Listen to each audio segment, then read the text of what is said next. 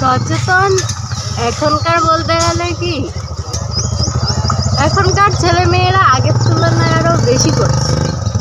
কারণ যারা মানে পড়াশোনা করছে তারা একটু সচেতন আছে যে তারা বিয়ে করে না।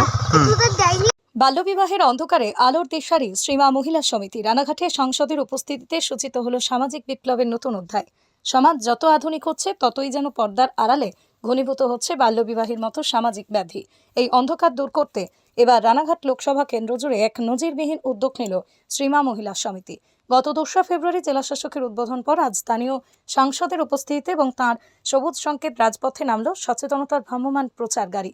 আজকের অনুষ্ঠানে সংসদের উপস্থিতিতে কয়েকটি দিক তুলে ধরে যখন একজন জনপ্রতিনিধি এই ধরনের প্রচারের সামনে থাকেন তখন সে তা সাধারণ মানুষের মনে আস্থার সৃষ্টি করে। একবিংশ শতাব্দীতে দাঁড়িয়েও রানাঘাটের মতো এলাকায় যখন বাল্যবিবাহের ঘটনা সামনে আসে তখন তা সমাজের নৈতিক অবক্ষয়কেই প্রকট করে তোলে। তাই তিনি বার্তা দেন, শ্রীমা মহিলা সমিতির এই উদ্যোগ রানাঘাটের প্রতিটা ঘরে ঘরে সচেতনতার প্রদীপ জ্বালিয়ে দেবে, এটাই আজকের প্রত্যাশা। আর যারা ছেড়ে দিচ্ছে তারা করছে। তোমরা কি চাইছো? তোমরা কি চাও? অরিজিনালি বিয়ের বিষয়টা নিয়ে তোমাদের কি মত? তুমি তো একটা মেয়ে, 18 বছরের আগে বিয়ে না করাই নিজের পায়ে দাঁড়ানো। কোন স্কুলে পড়ো তুমি? তোমার উচ্চ মাধ্যমিকে পরীক্ষা? না না। আচ্ছা, তো সেখানে তোমাদের স্কুলেও কি এরকম প্রচার হয়েছে? তো এরকম ঘটনাও তো ঘটে, যে একটা তোমার এলাকায় গ্রামে এরকম ঘটেছে, সেক্ষেত্রে তুমি কোনো ভূমিকা পালন করেছো? কাউকে জানিয়ে দেওয়া, যেমন বাচ্চাগুলোকে বলা হলো 1098-এ ফোন করতে, তুমি কি নাম্বার জানতে? হ্যাঁ জানি। তোমার এরকম কোনোদিন সিচুয়েশন হলে কি করবে? তুমি কি করবে? ফোন করব। কন্যাশ্রী ক্লাবও তো কাজ করে এরকম ভাবে। তোমরা কন্যাশ্রী ক্লাব দিয়ে কাজ করো? কি নাম তোমার? অনন্যা মুন্ডা। এই জায়গার নাম? আরপাড়া। তারিখে আপনাদের এই বাল্যবিবাহ আইনত অপরাধ, যে এই যে বাল্যবিবাহ মুক্তির শপথ রথ, সেই রথ চালু হয়েছে। আজকে রানাঘাট লোকসভা কেন্দ্রের যে সমস্ত জায়গা সেখানে ঘুরবেন, সাংসদের হাত দিয়ে সেই রথ উদ্বোধন করলেন। কি বলবেন, কি মূলত কি চিন্তা ভাবনা আমাদের? যেটা হচ্ছে আমাদের এই ট্যাবলোটার মূল উদ্দেশ্য হলো যে আমাদের নদিয়া জেলা তাকে বাল্যবিবাহ মুক্ত করা। আমরা সকলেই জানি বাল্যবিবাহ একটা সামাজিক অপরাধ। এই অপরাধ থেকে সমাজকে মুক্ত করতে গেলে সবাইকে একসাথে এগিয়ে আসতে হবে, দলমত জাতি নির্বিশেষে। তাই জন্য আমরা সকলের কাছে যাচ্ছি, সর্বস্তরের মানুষের কাছে পৌঁছাচ্ছি, বিশেষ করে বাচ্চাদেরকে বোঝানো যে 18-র আগে কোনোভাবেই যেন বিবাহে বন্ধনে তারা আবদ্ধ না হয়, তাতে আইনত কি সমস্যা আছে এবং পরিবারকে জানাচ্ছি, পরিবারদেরকে বোঝাচ্ছি। সেটাই আমাদের মূল উদ্দেশ্য। এবং চাই খুব তাড়াতাড়ি যেন নদিয়া জেলা বাল্যবিবাহ মুক্ত একটি জেলা হিসাবে আমরা বলতে পারি, তাতে এটা আমাদের কাছে গর্বের বিষয়। কতদিন পর্যন্ত এই ক্যাম্পিং চলবে? আমরা মোটামুটি 30 দিন ধরে ক্যাম্পেইনিংটা। কোন কোন জায়গাতে বেশি নজর দেওয়া হচ্ছে? আমরা নজর দিচ্ছি শান্তিপুর ব্লক সহ রানাঘাট 1, 2, হরিণঘাটা, কল্যাণী, কৃষ্ণনগর 1, 2, নাকাশিপাড়া, চাপড়া, এই সমস্ত ব্লকগুলোতে আমরা। একটা প্রশ্ন রাখবো, বিভিন্ন যে সমস্ত গ্রাম অঞ্চল সেখানে এখনো পর্যন্ত সেভাবে শিক্ষার আলো পৌঁছায়নি বা তারা এখনো পর্যন্ত কুসংস্কারে আচ্ছন্ন রয়েছে, সেই সমস্ত জায়গাগুলোকেও তো কি আপনারা স্পেসিফিক ভাবে পয়েন্ট আউট করছেন? হ্যাঁ, দেখুন, এটা আমাদের নিরলস একটা কর্মসূচি। শ্রীমা মহিলা সমিতির পক্ষ থেকে দীর্ঘদিন ধরে এই ধরনের কর্মসূচিগুলো আমরা করে থাকি।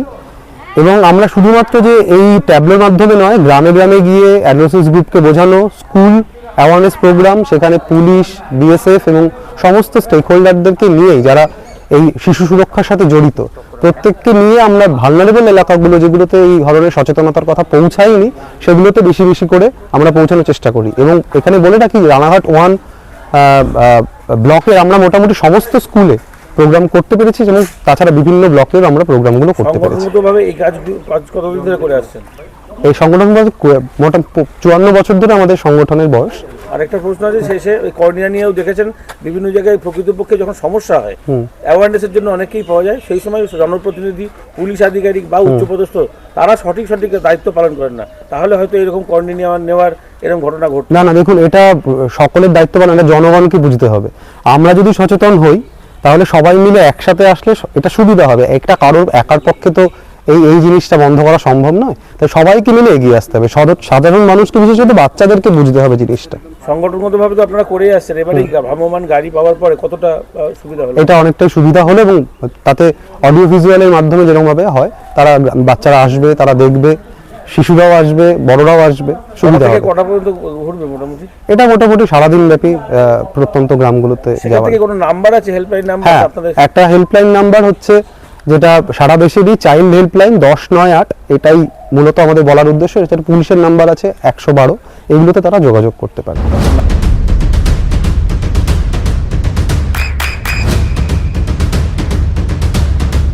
বৃষ্টিতেই স্বস্তি। বৃষ্টি অ্যাকোয়া বিশুদ্ধ পানীয় জল। বললো এখানে বাল্য বিবাহের বিরুদ্ধে সমাজকে সচেতন করার জন্য একটি সংস্থা, যাদের সীমা মহিলা সমিতির পক্ষ থেকে যে উদ্যোগ নেওয়া হয়েছে, তার একটা প্রচারমুখী রথ অর্থাৎ গাড়ি সমস্ত এলাকায় ঘুরে বেড়াবে, এটা প্রচারের জন্য, সচেতনতা বাড়ানোর জন্য। আমরা জানি ভারতবর্ষ পরাধীনতার সময় বাচ্চা মেয়েদেরই বিয়ে দেওয়ার একটা প্রবণতা এসে যায়, কারণ সামাজিক সম্মানের ভয়ে তাদেরকে বিবাহ দিয়ে হস্তান্তরিত করে পিতা তিনি একটা শান্তি পেতেন। এটা কিন্তু আমাদের আগে ছিল না, ইসলামিক যুগে থেকেই এটা শুরু হয়, যার ফলে বর্তমানেও তার কিছু কুপ্রথা এখনও রয়ে গেছে গ্রামে গঞ্জে। আর সেটা যাতে ভবিষ্যতে না থাকে, ভারতবর্ষ এগিয়ে চলছে, যেখানে দ্রুত পৃথিবীর বুকে ভারতবর্ষের নেতৃত্বে চলে আসছে, যে জায়গায় আর্থিক বিকাশ হচ্ছে, তাই এখন এই সামাজিক কুপ্রথা টিকে থাক এটা কেউই চায় না।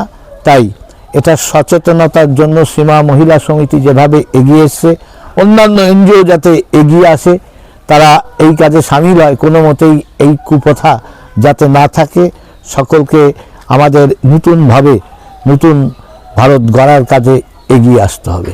সাংসদ অথবা সরকার থেকে কিভাবে সংগঠনকে সহযোগিতা করা হবে? এটা তো স্বাভাবিক আছে, সাংগঠনিকভাবে সেবামূলক যারা কাজ করে, যাদের সামাজিক ভূমিকা আছে, তাদের মাধ্যমে গভর্নমেন্ট সচেতনতার জন্য কিছু আর্থিক সহযোগিতা করে তাদের হাত দিয়ে সমাজ সচেতনতার যে পদক্ষেপ সাধারণত নিয়ে থাকে, এখানেও এইভাবে চলে এবং ভবিষ্যতে এটা এর প্রয়োজনীয়তা রয়েছে। ধরুন একটা প্রশ্ন, যে এই সচেতনতা যত সহজ, প্র্যাকটিক্যালি যখন ঘটনা ঘটে, অর্থাৎ সেখানে একটা গ্রাম্য পরিবেশে রাত্রিবেলায়, তখন হয়তো দেখা গেল পুলিশ প্রশাসনকে সেইভাবে সহযোগিতা পাওয়া যায় না, জনপ্রতিনিধিদের সেইভাবে পাওয়া যায় না, কি বলবেন এটা কি করে, কি করলে? দেখুন, মূলত সমাজে যখন অবক্ষয় ঘটে, বিভিন্ন সামাজিক সমস্যা বাড়তে থাকে, তাই অনেক সময় দেখা যায় অনেক ঘটনায় চাপা পড়ে যায় বা সব জায়গায় ধ্যান দেওয়া যায় না। পুলিশও তার অত সবলতা নেই, অত সংখ্যা নেই, অনেক সময় যেতে পারেন না, বা তাদের সদিচ্ছাও নষ্ট হয়ে যায়। কোনো কিছুর পেছনে আর্থিক সুবিধা না থাকলে সেখানে নজর দিতে চায় না। তাই এগুলো একমাত্র দূর করা সম্ভব সমাজের সংস্কারের মাধ্যমে। অপরাধ প্রবণতা কমলে পড়ে, শিক্ষা সচেতনতা বাড়লে পড়ে, তাহলে এগুলো কমানো সম্ভব। রাজ্য সরকার যেমন বলে কন্যাশ্রী প্রকল্পের জন্য অনেক ছাত্র স্কুলমুখী হয়েছে, বাল্য বিবাহ রোধ হয়েছে, কেন্দ্রীয় সরকারের তরফে এরকম কিছু আছে এটা চলে? দেখুন, স্কুলমুখী করার জন্য যে প্রকল্পগুলো শুধু রাজ্যের এরকম নয়, শিক্ষার জন্য যে অর্থ ব্যয় করে মেয়েদের জন্য, ছেলেদের জন্য, কি করে স্কুলমুখী করার জন্য, সেই অর্থ দিয়ে বিভিন্ন স্কিম নেয় রাজ্য সরকার, তার নাম দিয়ে একটা স্কিম করে দিল। মূলত টাকাটা একটা বড় অংশ কেন্দ্র থেকেই আসে। শিক্ষার ব্যয় যৌথ তালিকাভুক্ত আমরা জানি, তার ম্যাক্সিমাম ব্যয় চাকরিজীবীদের ব্যয়ের একটা অংশ কেন্দ্র থেকে আসে। আবার রাজ্যেরও একটা ট্যাক্সের অধিকার আছে, রাজ্য একটা ট্যাক্সের ভাগ যেহেতু কেন্দ্রের কাছ থেকে আসে, তাদের নিজস্ব তহবিল থেকে দেয়।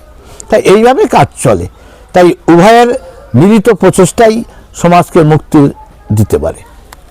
নদিয়ার সবথেকে বড় English medium school JRS public school প্রায় ৩৫ বিঘা জমির ওপর গড়ে উঠেছে বিশাল ক্যাম্পাস। নার্সারি থেকে শুরু করে উচ্চ মাধ্যমিক, ITI college, law college, B Ed college, ভর্তি চলছে। জেআরএস পাবলিক ব্যালকনি বা সিঁড়ির রেলিং, মডিউলার কিচেন বা ড্রয়িং রুম, এক কথায় আপনার স্বপ্নের বাড়িকে করে তুলুন আরো সুন্দর। Chakdah ply centre, gorgeous look বা কোয়ালিটি সবে 3 number 1 Chakdah ply centre. Chakdah ply centre, KBM, Chakdah, Nadia. করবেন কেন করবেন বুঝতে পারছেন না তো? সঠিক গাইডলাইন পেতে আজই আসুন নদিয়ার চাকদাতে নিবেদিতা প্রাইভেট লিমিটেডে। Nivedita private limited, marketing and distribution service. Chakdah aluminium centre, ply, কাঁচ, laminates, kitchen fittings, door lock, window ও অ্যালুমিনিয়ামের খুচরো ও পাইকারি বিক্রেতা। Chakdah aluminium centre, Purbalalpur 50 number রেলগেটের পাশে, চাকদা, নদিয়া। হোমওয়ার্কটা করেছো? হ্যাঁ স্যার। এ বাবা, ভুল করেছো কেন? চোখে কেমন ঝাপসা দেখছি, লিখতে আর পড়তে খুব সমস্যা হচ্ছে। চাকদার মডার্ন অপটিক্স থেকে ভালো চোখের ডাক্তার দেখিয়ে নাও। প্রতিদিন প্রকৃত চোখের ডাক্তার ও দৃষ্টি বিশেষজ্ঞ মডার্ন অপটিক্স, চাকদহে। স্যামসাং, জিও,